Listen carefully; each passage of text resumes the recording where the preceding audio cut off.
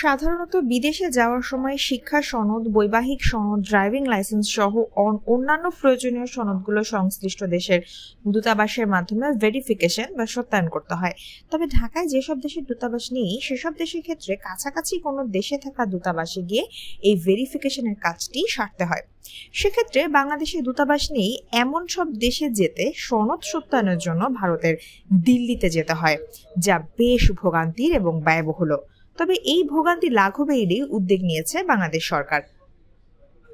সোমবার ২০ মে মন্ত্রিসভার বৈঠকে অ্যাপোস্টেল কনভোকেশন ১৯৬১ নামের একটি চুক্তিতে সই করার সিদ্ধান্ত নেওয়া হয়েছে, যার ফলে ঢাকায় পররাষ্ট্র মন্ত্রণালয়ের সত্যায়নের মাধ্যমেই প্রয়োজনীয় সনদগুলো বিদেশে গ্রহণযোগ্যতা পাবে।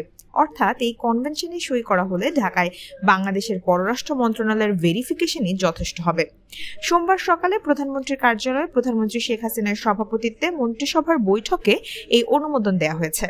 এই অনুমোদনের জন্য বিদেশ গমন এখন অনেকটাই সহজ হবে বলে প্রত্যাশা করছে কর্তৃপক্ষ।